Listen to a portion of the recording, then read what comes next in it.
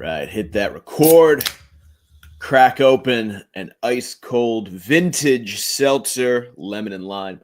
This is not paid product sponsorship by any stretch of the imagination. I just love an ice cold seltzer. Nice and bright in here today. I got to shave. I hate the way my face looks when I get this stupid, because it grows in, it's not patchy, but it grows in like a circle beard, and it looks like a chin strap. Like if I look at myself in the mirror right now, I just look a little stubbly. But whenever it's on camera, I get my picture taken, I start to look like this, and then it makes me look like I have like a fat face, which I don't like, because I don't have a fat face. I'm running fucking lean these days, baby. All that long distance running for the marathon that I'm training for is it's shredding me. Shredding, I say. I will. I mean, I know it was a fucking boring ass topic to start the show off on. I haven't even done the social media plug yet. But maybe you're just gonna enjoy the poster right behind me.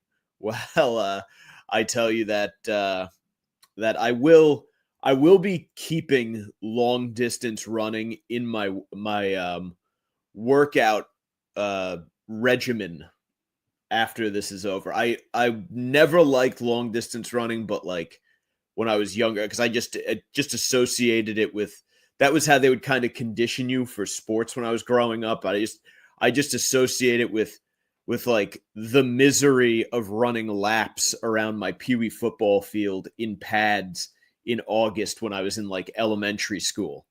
So I always, kind of eschewed it. And then it was like a necessary evil for the Marine Corps. You have to do it. And I was like, I'm fucking done with this shit. After I got off active duty. But for being honest, I do enjoy the runner's high. It feels very good, especially when I have a few monster hills that I like to run up to like finish my long runs. And when you get to the top of one of those things, you just feel like all that is man, especially if you do it on like a freezing January day. Like it's been like, 20 degrees during some of these runs and windy. So you're just running through ice air up a fucking hill. Yeah. You feel nice. You feel very, very animalistic.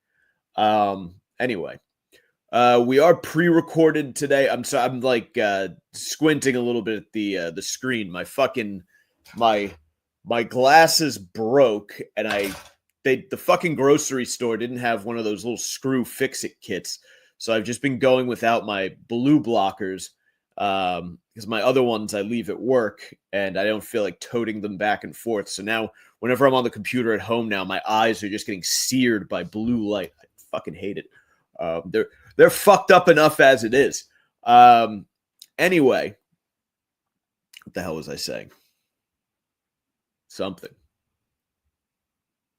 It couldn't have been that interesting. It is a pre-record this week. Very, very sorry. I was really enjoying going live.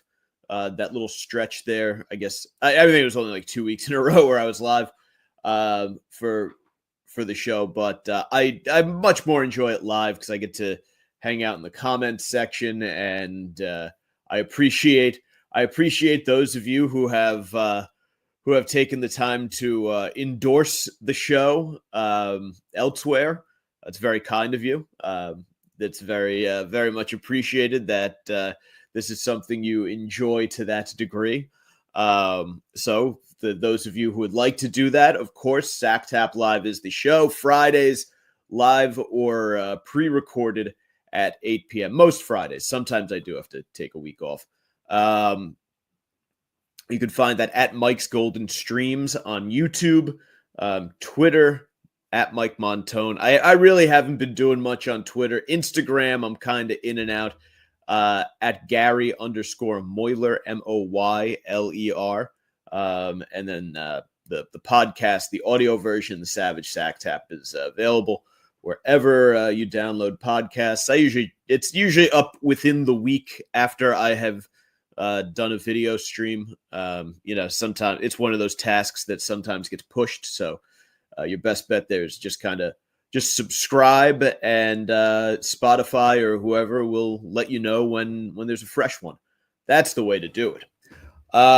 Anyway, it's why am I pre-recorded today? Oh yeah, that's right. The gym that I train at has we have a staff meeting on Friday night, so no show this week. They love a Friday night staff meeting. The good thing is that they usually hook us up with a few beverages, so it's not the worst thing in the world. Last time they had cases of High Noon and a nice bottle of tequila for the meeting. So there are worse things to do than hang out with your gym friends and drink free nooners.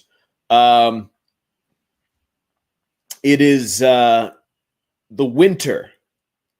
I was just talking about going for those long runs outside. I used to absolutely hate the winter. I don't know why. I never liked it as a teenager, even as like a young kid. I was always like, it was just always a season that kind of grossed me out. But over the past few years, and I don't know if it's because I got into like, cold water swimming and shit, but I've very much come to enjoy the winter. Football goes until mid-February, which is tremendous. Then you get, the start of spring training. If you're a sports fan, it's good.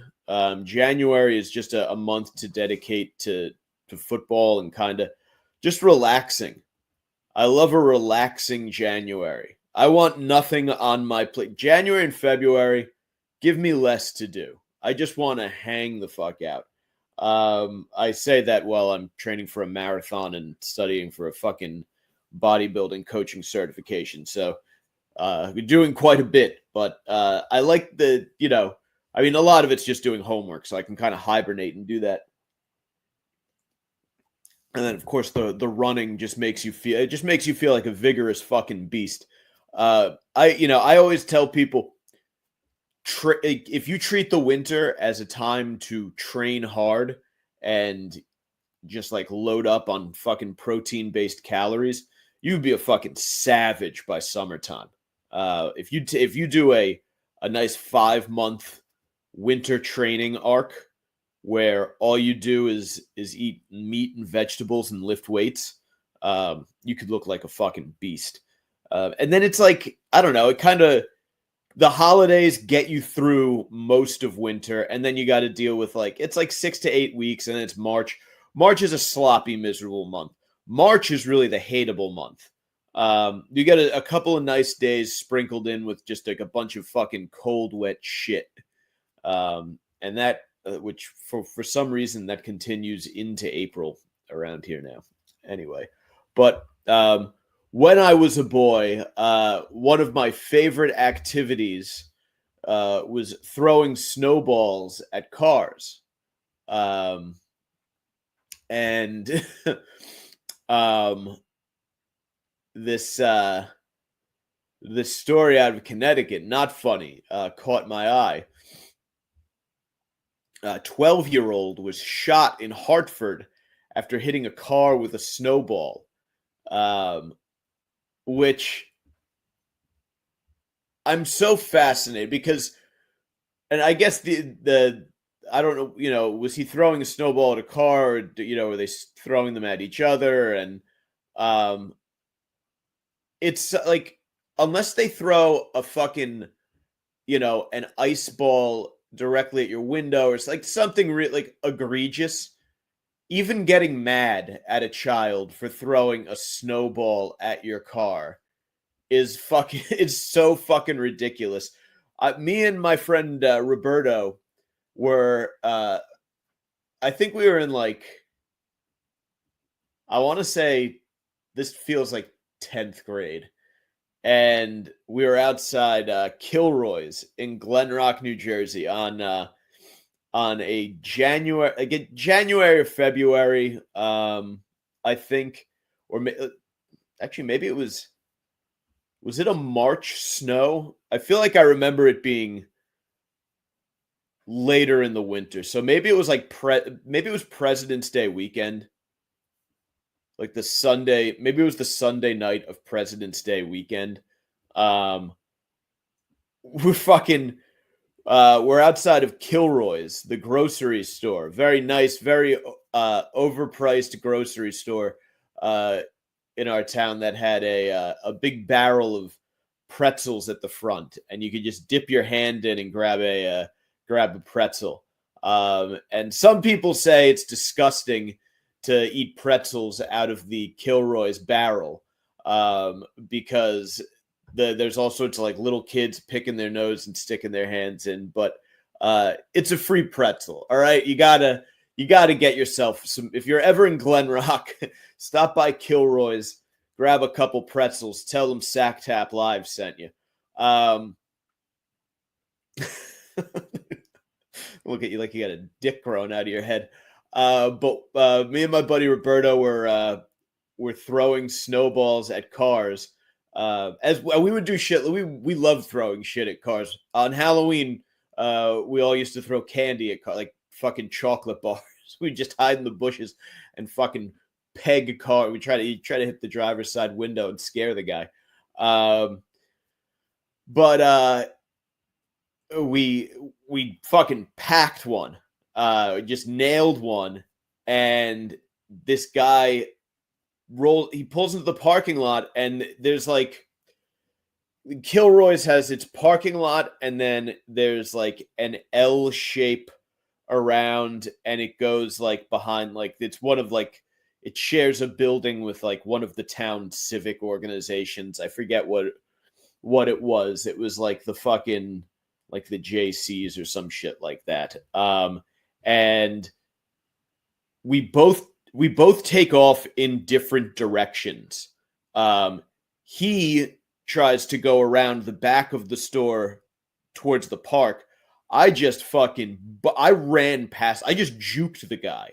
Like he tried to run away from the guy, and the guy caught him. I ran and just fucking ducked into a pizza place. Grab myself a couple slices. But I remember even then, I mean, I thought it was obviously dying laughing. I think the guy actually like caught him and like fucking grabbed him and gave him like a shake and yelled at him. But I remember like then just dying fucking laughing at this fucking maniac sprinting out of his car at us, and thinking that it was just such an over the top reaction to a couple kids. Like I could understand if a grown up threw something at your car, or like, you know, I mean, I get we were teenagers, but like if a teenager threw a snowball at my car, as long as it didn't do any like damage, I would be like very like, especially like the light's gonna turn green, you're gonna drive away, and that's it. Like if you're worried that it poses a threat to the fucking, you know, to safety or something like that, just, you know, call the fucking cops and be like, hey, there's some kids throwing snowballs at cars. Like, you know, someone's going to get seriously hurt, which, you know, fair enough. As an adult, I see how throwing snowballs at cars, probably the best idea. But also, as an adult, I'm like, oh, yeah, I mean, that's throwing snowballs at cars as a child. I'm going to be honest. We were in our mid and early 20s up at my sister's college for it was her graduation weekend, and my brother and one of his buddies, my brother also they both went to school in Connecticut, my brother and my sister, so my brother had a bunch of friends nearby, so graduation weekend one of them came and joined us. My sister had an off-campus house, so we were all like posted up in the house just fucking partying all weekend. And my brother and his buddy, the night she graduated, like, a couple of her roommates had moved out, and then like, one or two of them stayed behind so we could just fucking booze the night away, and leave the next morning. My brother and his friend get wasted off of port wine after we got back in from the bars or dinner or wherever the hell we were, and there was like a 6-pack of eggs in the refrigerator.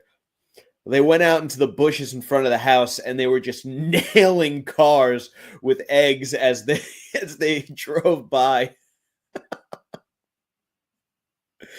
And like, the more I think about it as I grow up, I was 25 yeah, I think it was 25. I was about to turn 26 at the time because I'd just gotten out of the Marine Corps. Um, my brother, like, they had to be, I guess, however you old are when you graduate college, 21, 22, and they're just out there fucking nailing cars with eggs, and then they run out of eggs that were in the refrigerator, so they walked like a mile to there's like a gas station with a one of those little deli coolers there where you can get like little odds and ends, and they had eggs, so they came back with like 2 dozen eggs and spent the rest of the night just fucking pelting every car that drove by the house. A couple of the cars did stop and like loop back around, but like everyone else was watching. Like, we just had a crowd standing in the upstairs windows with all of the lights out, just watching through the fucking blinds while these two fucking booze bags ran around the front lawn pelting cars with eggs. Yeah, it was a great time. So the point is, don't shoot a child if they throw a snowball at your car. It's the season for that kind of fun. It's the winter. We have to make the winter enjoyable. If you think it's, fucking pull up and threaten to tell his parents or some shit, or take a video of him and say, "I'm gonna make you go viral. Your parents are gonna find out. You're gonna get in trouble. You're gonna get a spanking. Mom's gonna make you go outside, cut a switch." Yeah. Anyway, PETA, if this article will load, the winter holidays are among us. MLK Day, so we got a nice. I love you come right off Christmas, and then like 2 weeks later, you get a nice long 3-day weekend, and then February you get one too, President's Day. Then you kind of go a stretch, right?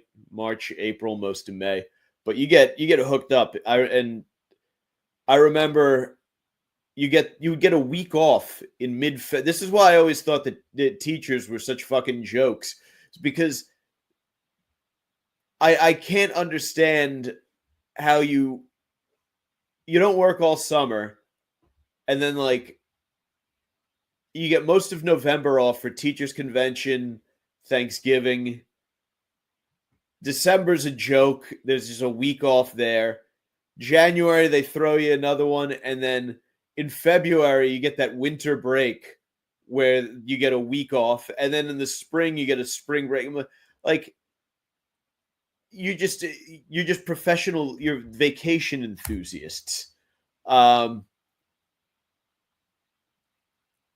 But I celebrated my first Lunar New Year. I'm sorry. This is what you get to hear about while I wait for this stupid fucking page to load. I don't know what the problem here is. I went to a Lunar New Year party on this past weekend.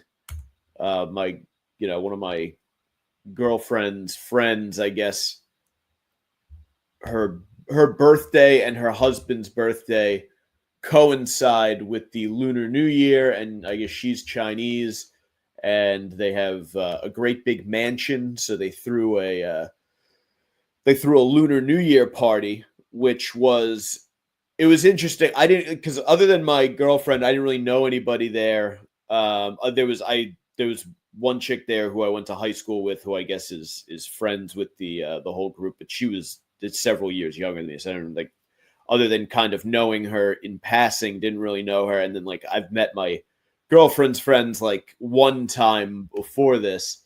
So it was very like a lot of like mingling with randoms and whatnot. And of course, because now, you know, it was a 40th birthday, you know, you're the group that you have around, I feel like becomes a little bit more eccentric. Like, because when you're growing up, if you're a jock, you hang out with jocks. If you're the, you know, whatever, you hang out with whatever.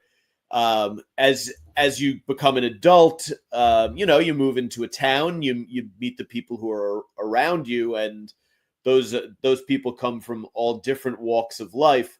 And there was this Indian dude there. Everyone was wearing red, so I got like a red, like a paisley wine red tuxedo jacket. I looked fucking boss. I'm not gonna lie. A tuxedo jacket with a nice white button-down shirt underneath, and a black ascot. I looked very good. Nice pair of black trousers, and I looked very, very debonair. But there was this. Everyone had to wear. You know, everyone was wearing. You know, so everyone wears red. To it. That was whatever you want to wear. It's got to be red. There's this Indian guy, in a full red tracksuit. It was actually a pretty boss tracksuit. I might get myself one. It was like the classic like Adidas 3-stripe, very very sharp tracksuit.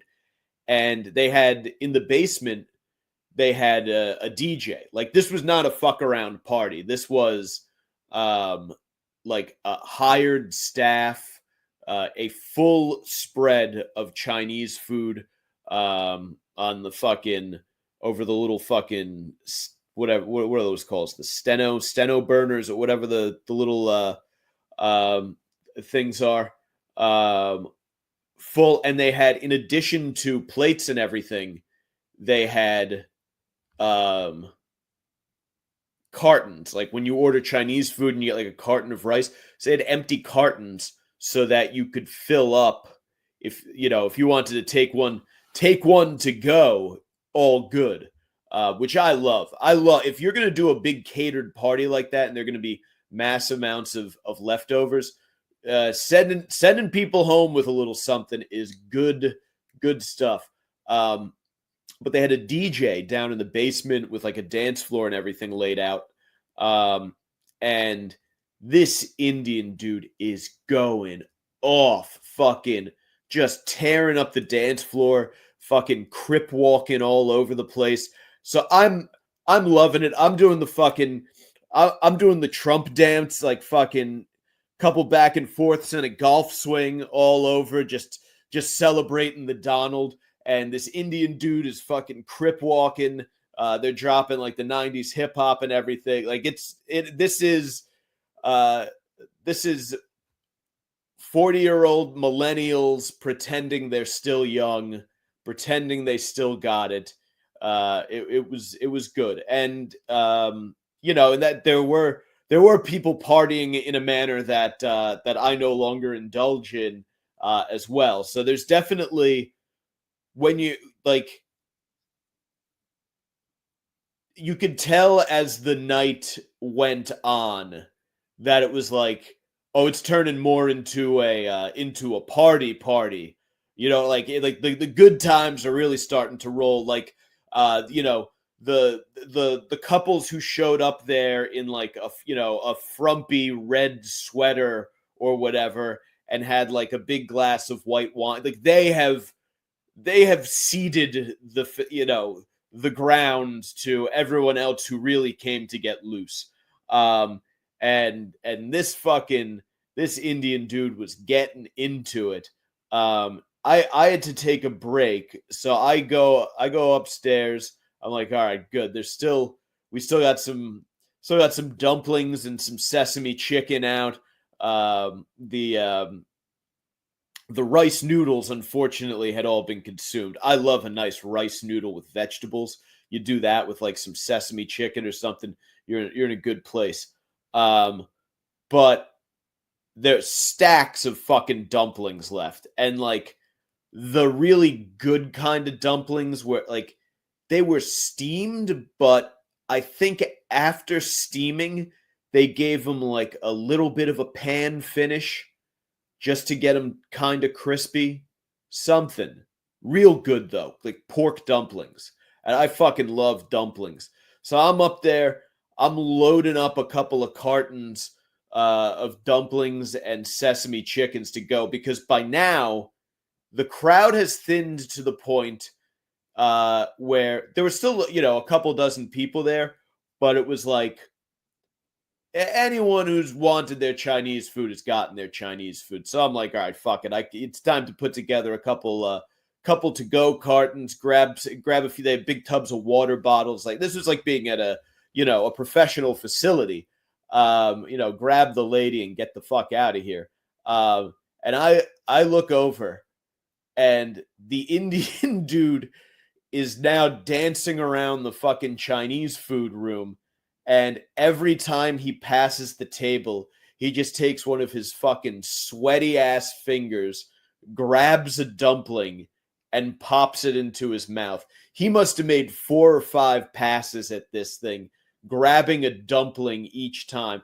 And and this is not to be like racist or anything like that, but he didn't have hand washer energy. You know what I mean? Like, if you're going to stick your fingers into the communal dumpling tray at a party, at a catered party, no less, right? If you're at like a close friend's place and it's late in the evening and there's like 5 of you there and there's a little tray of fucking like whatever's left over, and you grab a cube of provolone and some salami or something like that, that's kind of a no harm, no foul. But this is a catered event with staff in uniforms, and this motherfucker's just sticking his hands in, helping himself to dumplings. I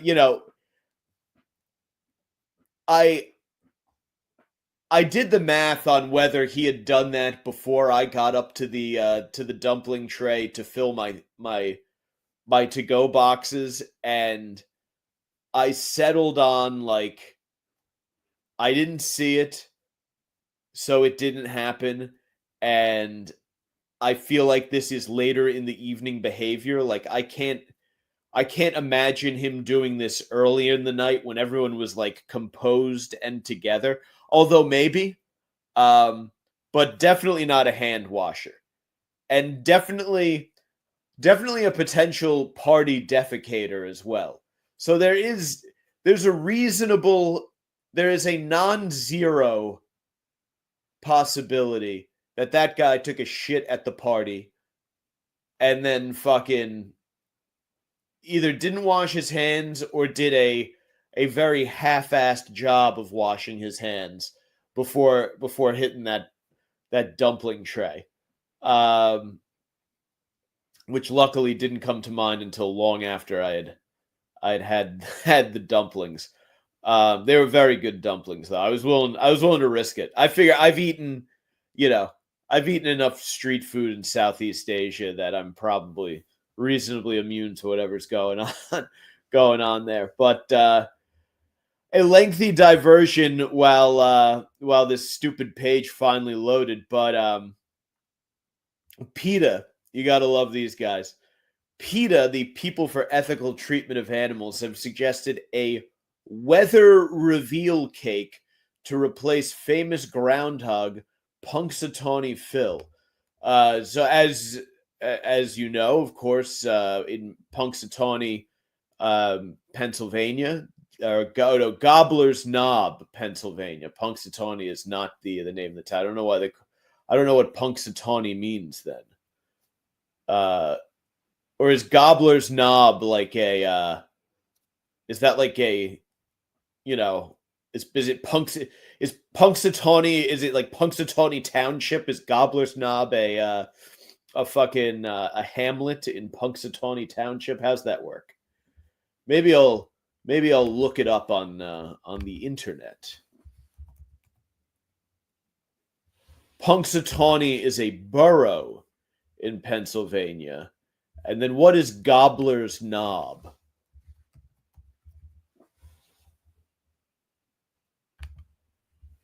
What is There's a Gobbler's Knob Visitor Center.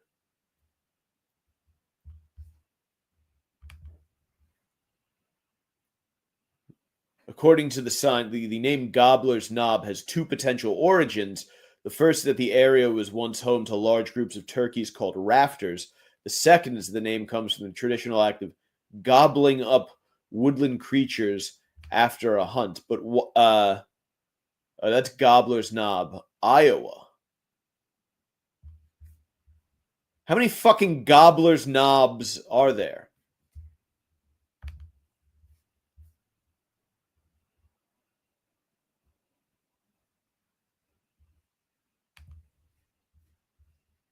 Get to the fucking bottom of this. Phil emerges from his temporary home on Gobbler's Knob, located in a rural area about 2 miles southeast of the town. Okay, so I guess Gobbler's Knob is like in the town where I grew up. You had Lower Doremus was like a wooded area on the lower part of Doremus Avenue. Okay, so that's just a name for I guess a part of town, and Punxsutawney is the town. I see.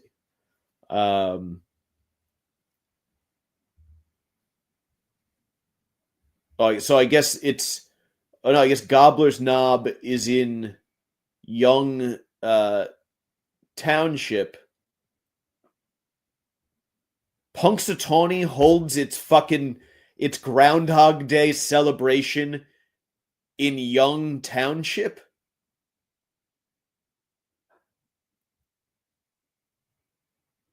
What the fuck is what?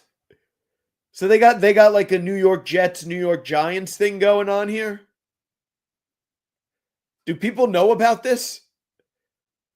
I guess Punxsutawney Phil sounds better than Young Township Phil.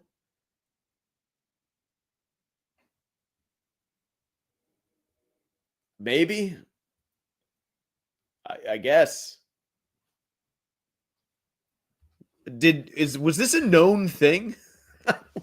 I feel like I'm incredibly surprised by this and intrigued, but also shouldn't be. This is not interesting for a show that I'm doing to entertain people. In any case, PETA is suggesting giving famed rodent Punxsutawney Phil an early retirement from predicting whether winter weather will last longer or spring will arrive early. This is USA Today. They would like a weather reveal dessert. They say they've made an irresistible offer to Tom Dunkel, the president of the Punxsutawney Groundhog Club, and they have offered to deliver a vegan cake to Gobbler's Knob every Groundhog Day indefinitely if Dunkel agrees to let the groundhog and the family live out the rest of their days at a reputable sanctuary.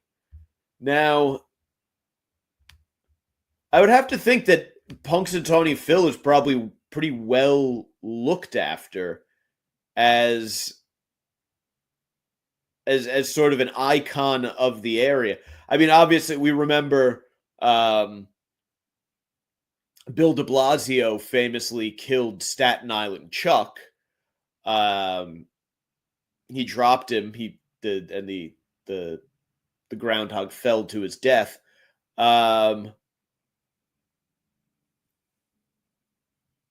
But I would have to think that if your town's livelihood depends on this groundhog, then this groundhog would be living the life. I don't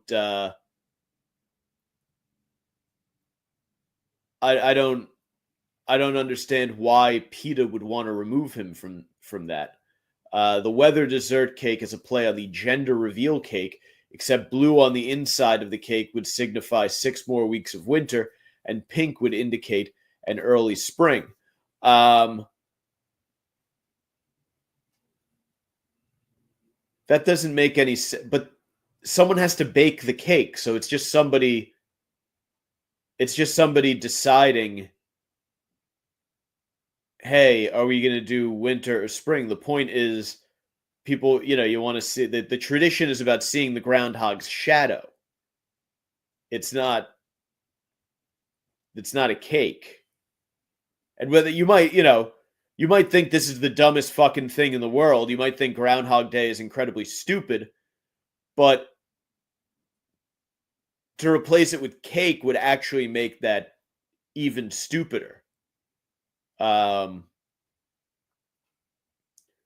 When allowed to be themselves, groundhogs avoid humans, create intricate networks of underground burrows, communicate with one another, and even climb trees. But poor Phil is denied all of that for a tired old gimmick, PETA President Ingrid Newkirk said in a statement. PETA is urging the Punxsutawney Groundhog Club to sprinkle some happiness into Phil's life by retiring him, giving Groundhog Day a much-needed cake makeover. See, if she had said cake over, I might have been on her side, but she didn't. Yeah.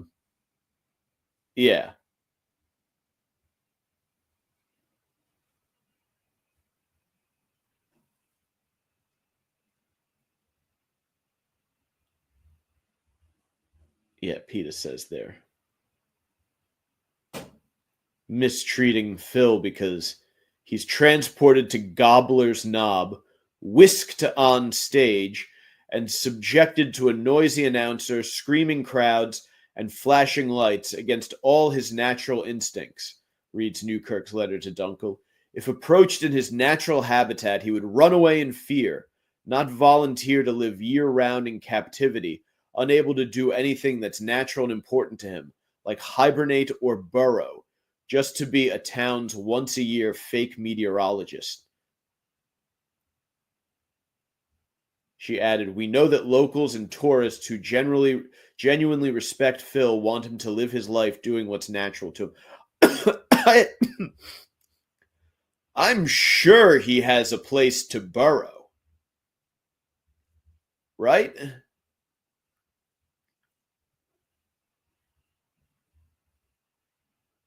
I don't think is anyone talking about stopping him from burrowing in the other 364 and a half days of the year.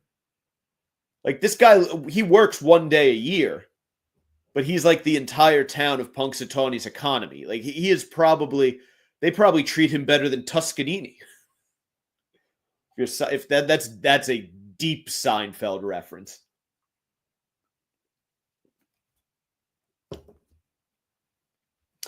Yeah, it's stupid. That's why nobody takes PETA seriously. Get the fuck out of here, PETA.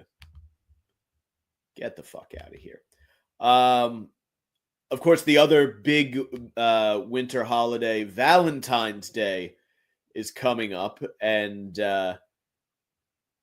people are being given an opportunity to write handwritten love letters to New York City in these red mailboxes around the city, and the best ones will be featured in a new art gallery next month.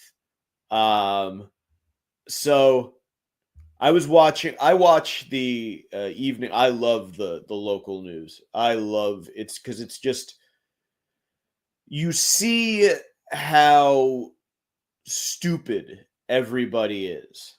Like, really, really, I mean, you will realize that you are surrounded by complete simpletons everywhere you go.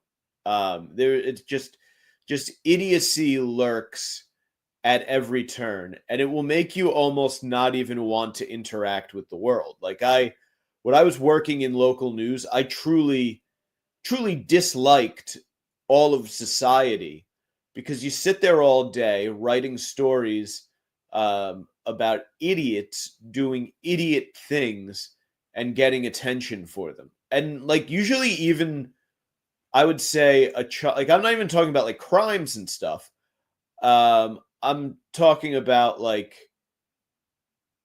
people, like, people who are fucking scammed by like phony aluminum siding salesmen, and or like, you know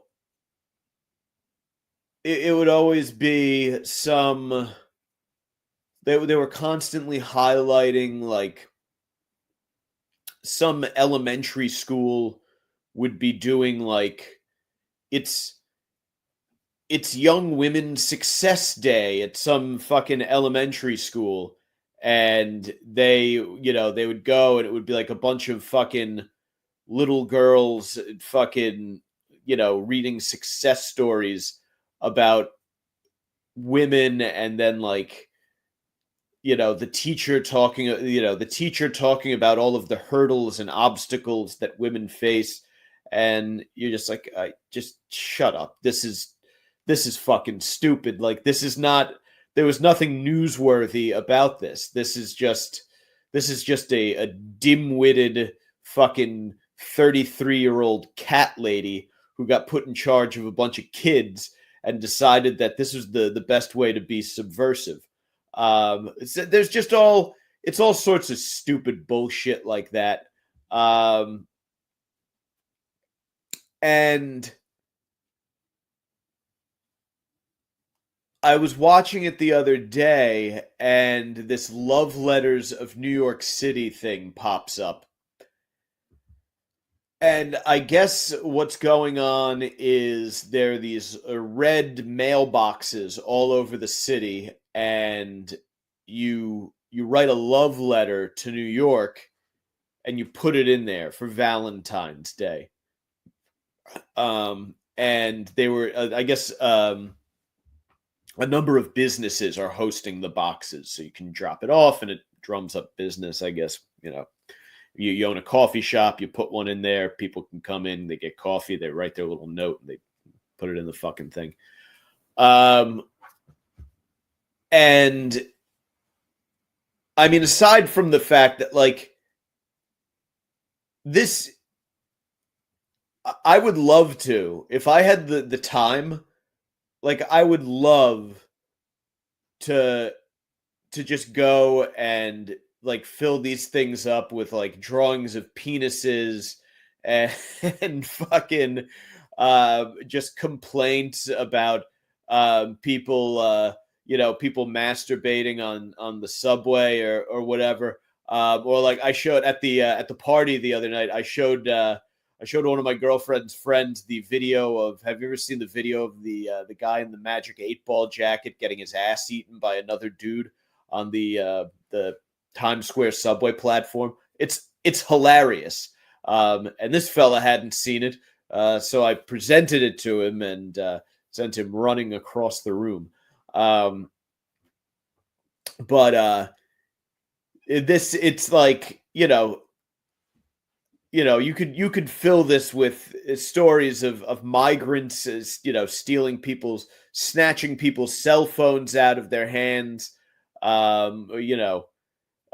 people defecating on the sidewalk, using needle drugs in public areas, vagrants screaming and threatening everybody, massive piles of horse shit in the street.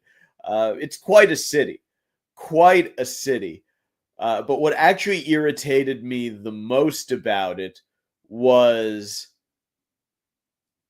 there was this woman who I guess, I don't know if she owned or was running or working at a bakery, and that's where she met her boyfriend. And like she was talking about like, that's why she's writing her love letter to New York City, is because she had the perfect rom-com New York City meeting with her boyfriend. And her boyfriend always says, I came in for a cupcake, I left with a girlfriend, or some stupid shit like that. And that's really what, I mean, aside from just the stupidity of this love letters of New York City thing, fucking, yeah. Roses are red, violets are blue. Gersh is a cunt, and Hochul is too. That's my love letter to New York City. But just this idea, like people who convince themselves that they're living this rom-com existence, that is like, oh yeah, you met cute inside of a fucking a bakery. I would love to see what that relationship is like. I just feel like that is one of those Caucasian couples where you look and they're just a couple of fucking duller, like they're just New York City is filled with these. Like New York City Caucasian Manhattanites are, I mean, there is such an absence of personality there, where Brooklynites are try almost so hard to fake and put on a personality to wear a disguise. Manhattanites go the other way. Like they eschew the idea of that kind of uniqueness. I think frightens them. So there are a lot of very very dull Caucasian Manhattanites, and this woman seemed like exactly that type. So I found that very very irritating. Anyway, love letter to New York, my ass. fucking guys jerk off. Guys, it's a place where guys jerk off publicly regularly. It doesn't need a love letter. We're gonna wrap it up just real quick. So I am recording this on Thursday afternoon.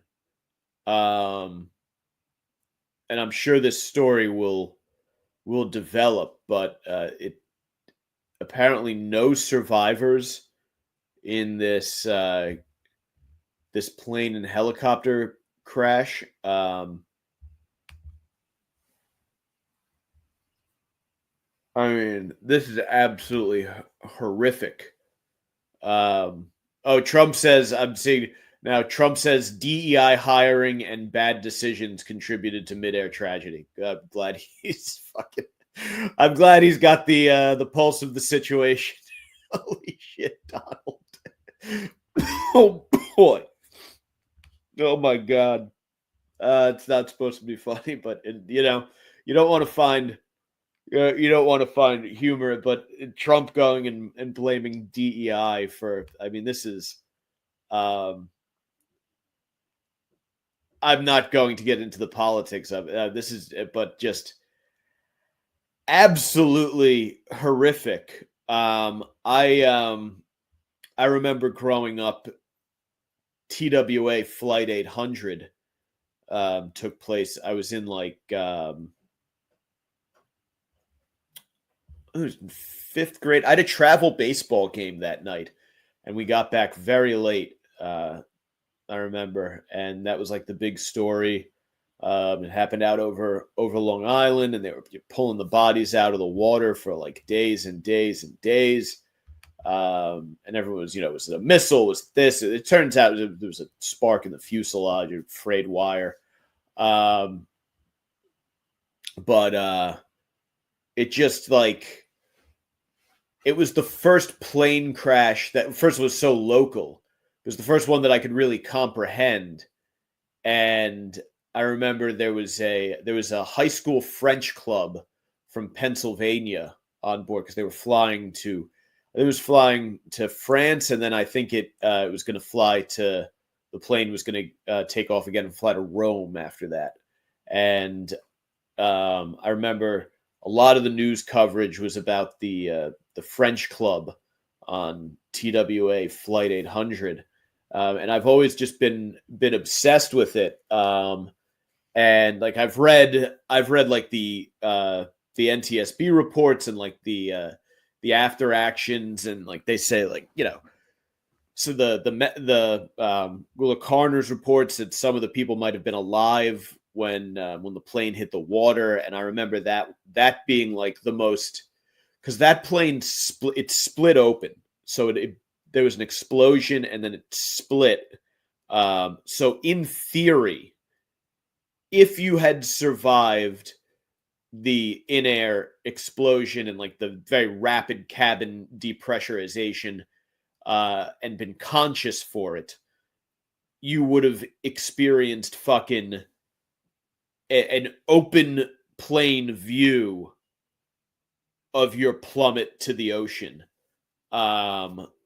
Which, you know, obviously, I don't think anyone who did in theory survive that and was killed. They said the other way you would have died would have been like the blunt force trauma when you hit the water. I would have to assume you were unconscious. So I would have to think that the plane hitting the helicopter, you got to think most people were knocked unconscious by that. Like, you just hope everyone was just fucking knocked out, and just never had any idea what happened. But who knows? I guess we'll find out in the days to come as it unfolds. But I was reading the thing, they were talking about pulling bodies still in their seats out of the water. I saw this. So last night I was up late. Well, not late. Yeah. Well, I guess late for me. 11 o'clock is now late for me. Jesus. And I popped on the evening news. My lady friend and I were watching Gomorrah on HBO. It's very good. So we did a couple episodes, and then she went to sleep, and I wanted to stay up. And I like to do a couple Seinfelds before I go to bed. And, I was kind of, in and out of the episode, scrolling Twitter, and I see this thing about the crash. I'm like, oh shit. And it was just about 11 o'clock. So I popped the news on, and I was watching it, and I was just like, holy shit. Yeah. Bad stuff. But it's like, it's so weird. Like, there's something about an event like this that the news coverage does. It pulls you in. And it's not necessarily because, like, oh, the reporters always like to kind of pat themselves on the back and talk about how great of a job they do covering it. Like, the anchors always like thank them. Oh, you guys are doing such a great job bringing this to us. But it's usually it's the footage of everything that, we find most compelling. So I was just sitting there, you're watching that footage of, like, the boats with the flashlights going up and down the Potomac. But yeah, terrible stuff. I guess the plane was on the approach, and this one guy, a guy was waiting at the airport for his wife, and he got a text from her that said she was landing. Jesus. Yeah. Anyway, well, that's a lighthearted note to wrap up on today. I gotta go. I have many things to do today. Got some homework to do, got some laundry to do, got a little class to teach. A very busy boy.